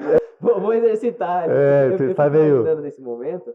Quando eu era criança, tipo assim, eu assistia muito Dragon Ball quando eu era criança. Meu pai também adorava assistir Dragon Ball comigo. Era um anime de ação e tal. Aí, sempre acabava aquele negócio, eu ficava hypado. Cara, nossa, eu quero sair igual o cara, lutando e tal. E eu brincava de lutinha com meu pai. E tipo assim, imagina uma criança, sei lá, de 5, 6, 7 anos, dando um soco num brutamonte de 90 quilos, de 1,80 m, e ele, sofrendo, sabe? Brincando assim. E assim, cara, eu lembrei de um negócio desse daí, tal, só pra comentar e acrescentar nessa questão, que na própria Bíblia mostra, né, não só nessa, mas em muitas outras, Sim. que o mundo espiritual ele é tão real e tocável, palpável, quanto o mundo que a gente vive aqui, tá tocando palpão toda hora, né? O mundo espiritual ele tem os principados, potestades, forças espirituais do mal, né, que operam nas regiões celestes. Está lá em Efésios 6. Então, existem territórios. Cada região do planeta tem principados que comandam, né? Por exemplo, vou dar um exemplo. O Brasil. Qual quem vocês acham que é o principado que opera no Brasil? Ixi, com um panteão de deuses africanos e santos, não sei o quê. O Brasil é conhecido lá fora como o país do samba, futebol e o que mais? As mulheres sensuais. Né? Por quê? Porque o principado que domina sobre o Brasil é Iemanjá. Iemanjá? Iemanjá, A deusa do sexo. Ah, é do sexo? Do sexo. Eu conheci a Iemanjá Não, como a do sexo, marzinho. sexo. Só. Todas as pombagiras, que são, todas elas trabalham na área de sexo, são submissas a Iemanjá. Então, Iemanjá no topo, depois vem as pombagiras. Ela, por exemplo, tem uma chamada Maria Padilha, que é ela que faz o homem se tornar mulher, a mulher se tornar homem. A maioria dos homens sexuais, dos pais de santos, são homossexuais, né? E servem a Iemanjá. Iemanjá, ela é alta, morena, cabelo comprido e se veste de azul, não é? E a atuação dela é totalmente na sensualidade. Então, quem que é a padroeira do Brasil? Pelos católicos, que é considerada a padroeira do Brasil? Aparecida. Nossa Senhora Aparecida, né? Senhora Aparecida. Eu acho que tem a história até que veio, né? E vocês sabem que a mesma imagem de Nossa Senhora no candomblé é a mesma de Iemanjá? Caramba, é mesmo, com o manto azul por Eu volta. já tinha ouvido. Manto azul? Talvez foi até você que deve ter falado em Pode algum ser, culto e pode eu ser. lembro dessa história aí. Então existe um principado que trabalha nessa área no Brasil. Por isso que a promiscuidade é muito grande no país, né? É por causa disso. E tinha um cara, e eu conheci essa pessoa, que ele não se convertia de jeito nenhum, por causa da idolatria, porque ele era extremamente idólatra a Maria. Nem sei se... Mas aconteceu o seguinte, ele foi embora para os Estados Unidos. Chegou nos Estados Unidos e se converteu. Por quê? Qual que é o principado lá, nos Estados Unidos? Mamon. Eles são... eles gastam o que não tem, o que tem e o que não tem, não é? Os Estados Unidos é o país que mais gasta no mundo. É o consumismo. É o consumismo, né? Ele se converteu lá, mas foi à falência lá por causa de consumismo. Você entende? Porque ele era certamente muito suscetível no mundo espiritual, né? Então, cada região tem um principado que domina. Então, quando a gente tem essa leitura no mundo espiritual, às vezes as pessoas pensam, cara, é louco, é radical, é não sei o que tem, só vê demônio. Não é isso. É que a gente entende o que está acontecendo. O que aconteceu lá com Daniel? Daniel, ele fez uma oração, né? E naquela época, o Espírito Santo não estava, no Velho Testamento, o Espírito Santo não estava presente. Algumas pessoas recebiam, né, os profetas e tal. E Daniel está lá, fez a oração e Deus não respondia. De repente, o anjo Gabriel apareceu para ele e falou assim, olha, eu fui impedido pelo príncipe da Pérsia. Ué, um anjo impedido por um príncipe, esse príncipe da Pérsia era um principado que teve que lutar contra ele. E demorou a resposta de oração. Então, muitas orações que a gente faz, demora para a resposta, porque está uma guerra lá em cima por causa do que nós pedimos, cara. Isso no modo simplista, logicamente, eu estou falando, né? Então, é uma coisa muito louca, né? Porque, assim, nós três aqui, a galera, o pastor, a gente conhece a história, mas quando traz para nossa realidade, é estranho. A gente fica... Eu fico perdido. Tinha que gravar só para conversar sobre isso. É um assunto que eu acho muito interessante, porque eu, pelo menos, não tenho conhecimento nenhum. Eu tinha até uma história, eu vou até contar aqui para tirar uma dúvida, que aconteceu assim, pastor Henrique. Acho que eu já contei para o Henrique, que foi assim, a gente faz um tempo já. A gente estava lá na casa do Milton, que reuniu a galera lá da célula, e aí, em determinado momento, começou a falar de demônio, nossa, esqueci o nome, exorcismo.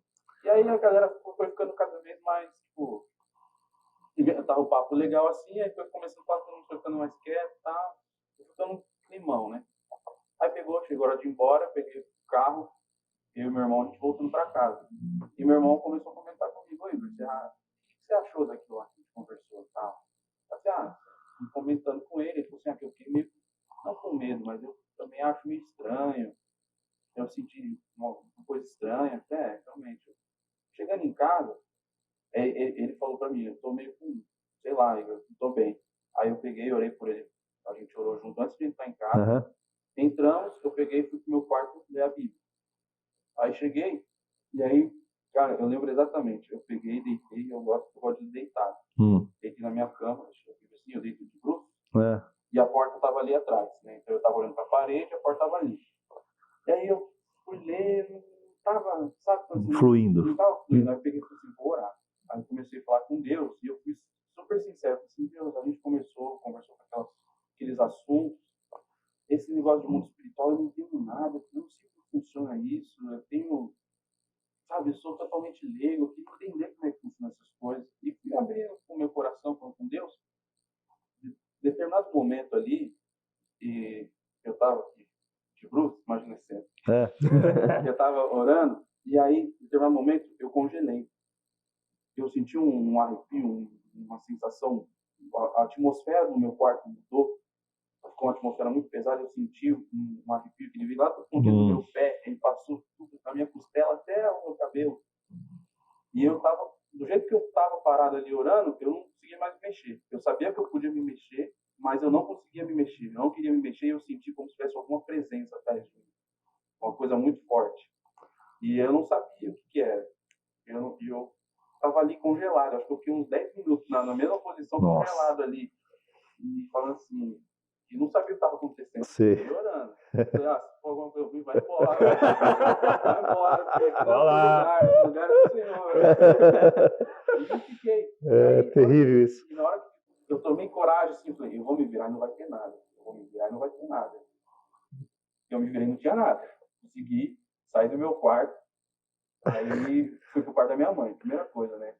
Porque eu acho que é a figura que a gente tem proteção em casa. Lógico. É, filho, quando tá cagaço, vai pra mãe. Cheguei no quarto da minha mãe, meu irmão tava na cama. Eu cheguei e falei assim, gente, eu senti uma coisa ruim, tive uma experiência estranha, e eu acho que a gente podia passar isso em família. Aí dormiu nós três na cama da minha mãe. Eu, meu irmão e minha mãe, dormimos lá. E aí, eu nunca soube. Mas isso é bom. Não faço ideia, eu comentei com o André esses tempos atrás lá no escritório. Aí eu falei assim, eu não sei o que é, André, eu não sei se era alguma coisa pro bem, não sei se era uma coisa pro mal. Eu sei que eu senti eu tive essa experiência. Aí André falou assim, eu acho que você estava orando pelo mundo espiritual e Deus deixou você tocar uma parte do mundo espiritual. Aí eu falei, eu não sei. Não sei. Olha, uma vez nós levamos os jovens, eu e o Nego com os jovens lá na Vila Marcondes. Nós levamos os jovens em Londrina, num retiro de Perdido de Carnaval, junto com a Igreja Nova Aliança, lá do Pastor Davi. E nós fomos ficamos num sítio lá, num lugar bacana, muito joia. Mas aconteceu o seguinte, no culto, foi ministrada uma palavra de arrependimento, foi falado sobre sexo, masturbação, essas coisas assim e tal. E a choradeira, assim, os jovens caíram tudo de joelhos, chorando, pedindo perdão, aquela coisa toda, foi até meia-noite o negócio e tal, mover. E aí vamos dormir. E eu e minha esposa no quarto, e eu tinha ministrado a palavra, inclusive. E eu tô deitado lá na cama, dormindo, de repente eu travei, eu não conseguia me mexer. Eu não conseguia me mexer, e eu tentava falar para minha esposa que eu estava daquele jeito, porque apesar de estar o casal, mas era cama solteiro, separado. Eu fiquei travado, não conseguia tal, mas eu conseguia pensar. Aí eu comecei a orar em línguas, em pensamento. Eu não saía voz. E eu comecei a orar em línguas, foi tão intenso assim, que de repente nós escutamos assim na janela, assim, como se tivesse jogado um tijolo na janela, assim, e a minha esposa acordou com o barulho. Aí eu saí, dei a volta, olhei lá, não tinha um tijolo, não tinha uma pedra, não tinha uma marca, não tinha nada. Mundo espiritual, cara. A rejeição, porque eu havia confrontado lá os demônios lá na pregação, ele veio para atacar. E justamente da Iemanjá, né? Exatamente, justamente. É, Justamente. da poderosa. Aí eu fui conversar depois com o pastor Paulo. Falei, pô, aconteceu isso e tal. Ele falou, ó, irmão, ainda deu uma chacoalhada em mim. Você precisa de mais oração e jejum. Tá bom.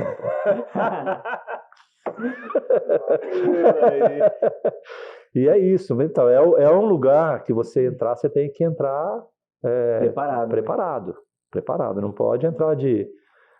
legal, eu vou ver esse negócio. Não pode de curioso. Não pode de curioso, não. Tem que ir, se entrar, tem que entrar com firmeza e manter a vida certa, porque senão vem retaliação. Retaliação e brava. Nós estamos caminhando para o fim já na GE15. Eu vou só fazer o meu último comentário aqui, que eu lembrei também, que eu falei que eu lembrei duas coisas e falei só de uma. E Deus nunca me deixa esquecer desse sonho que eu tinha muito quando era criança. Não sei se vocês lembram, na Rede Globo antigamente passava uma novela, que a vilã da novela era Nazaré Tedesco, que ela assassinava as pessoas com uma tesoura. Não sei se vocês lembram. Putz, nossa, eu tenho vaga lembrança disso. Você lembra mais ou menos? Mais ou menos. Ela era vilã da novela e ela assassinava as pessoas com uma tesoura. Né? Ela tinha... A novela tinha história lá, não é importante. O importante é só o personagem dela. Uhum. Quando eu era criança, eu tinha muito medo dela. Assim, hoje em dia você assiste aquela novela, até por causa da atuação, dos efeitos especiais que você tinha naquela época, chega até a ser um pouco cômico. Mas quando eu era criança, assim, imaginação estourando, eu tinha muito medo daquela mulher. Era a loira do banheiro lá. Tipo assim, minha mãe, eu chegava à noite, era chupacabra. Chegava à noite, tava passando até no Vale a Pena Ver de novo essa novela. Chegava, minha mãe assistia a novela, né? E chegava à noite e eu ficava com medo. Falei assim, mãe, a Nazaré vai me pegar. E eu comecei a ter um sonho recorrente, assim. Foi muito tempo eu tendo esse sonho, que era o seguinte, o sonho, eu acho que eu já contei pra vocês, assim, eu tinha esse sonho que eu era criança, e se eu não me engano, minha mãe tava dirigindo a moto. Minha mãe não sabe dirigir moto até hoje, ela tem carta, mas nunca dirigiu moto. E ela tava dirigindo a moto, assim, pra mim, e eu ficava na garupa. E a Nazaré Tedesco perseguia a gente de moto. Era uma perseguição, assim, tipo, estilos Velozes e Furiosos, numa cidade muito esquisita, que as ruas, tipo assim, era como se não tivesse nada embaixo e a rua flutuasse, assim, ó. Só tinha rua. E começava assim o sonho. Eu tava em casa, né, na minha antiga casa, e eu me olhava no espelho e eu não me enxergava. Eu só enxergava luz. Era tipo assim, um feixe de luz. Eu acho que eu já contei pra vocês esse sonho, né, que eu tinha. Eu enxergava esse feixe de luz. E eu não ficava contente com aquilo. Alguma coisa me incomodava porque eu queria me ver, eu não queria ver a luz. Porque, em algum motivo, no meu sonho, eu tinha certeza absoluta porque que eu era luz e as pessoas iam me perseguir. Então, tipo assim, eu olhava pro espelho, aí era luz, aí eu falei assim, caraca, mano, já era.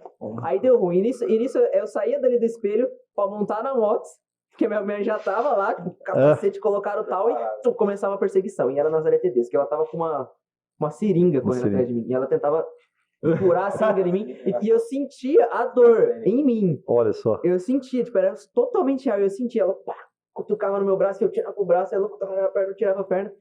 E era aquela coisa. Eu sei que, tipo assim, tinha uma hora que eu cansava, eu não aguento mais. Aí eu deixava ela me furar e ela tirava a luz. Aí tipo assim, pronto, acabou a perseguição.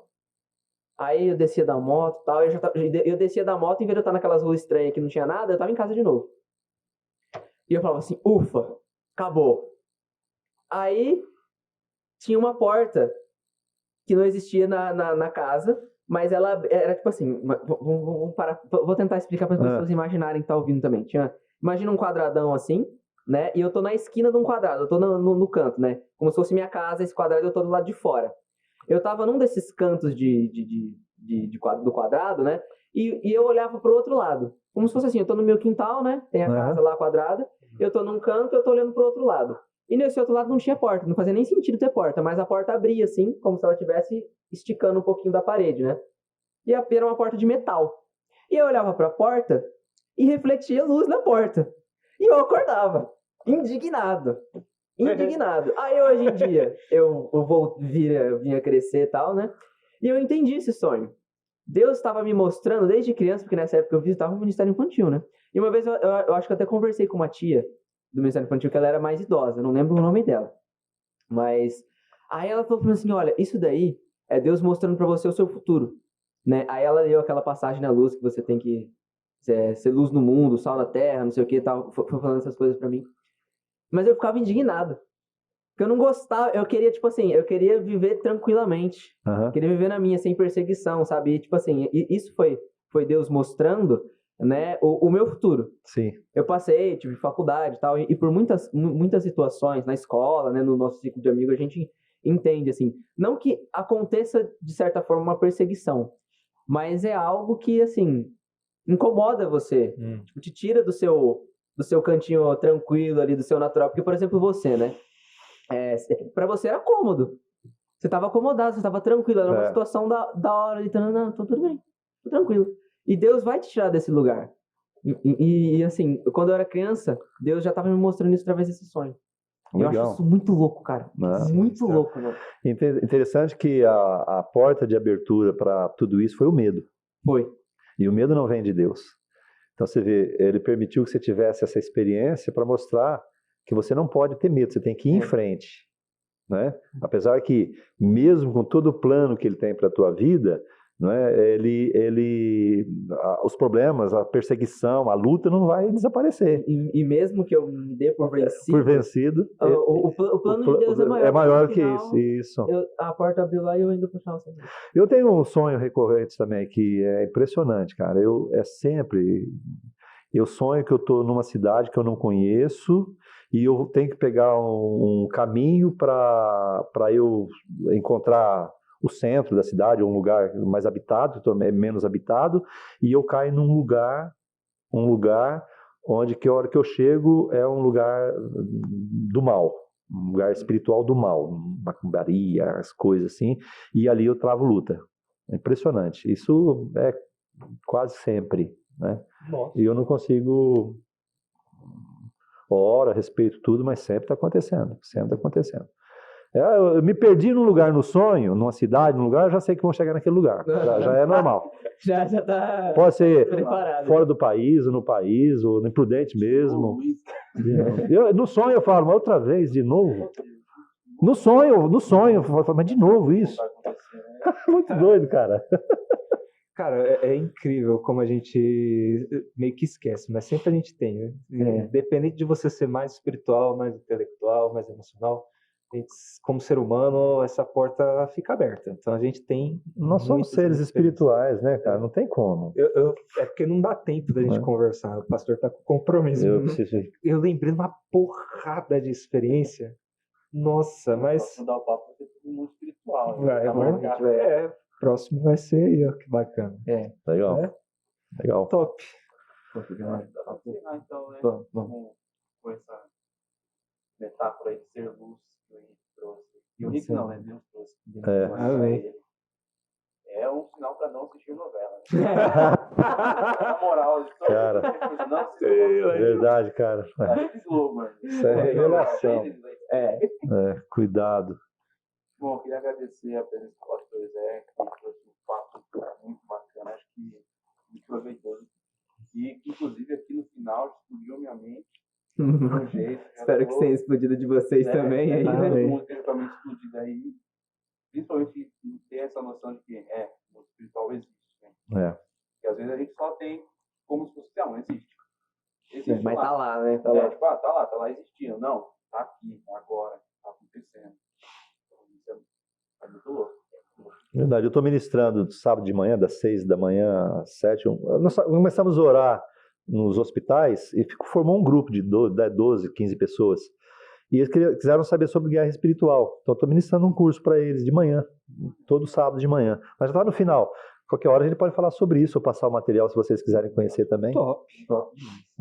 Demais. Bom, muito obrigado Valeu. pela presença. Vamos marcar de novo aí para falar só desse assunto. Vai dar muita conversa. Falar de experiências que eu pelo menos, acho fascinante ficar ouvindo essas coisas. Eu acho muito curioso por essas coisas. E eu só não quero entrar de curioso de novo. Não é problema. Mas isso aí, pessoal. Alguma consideração final? O mundo espiritual é mais real que o nosso, velho. Essa é a frase de efeito aí. A frase de efeito.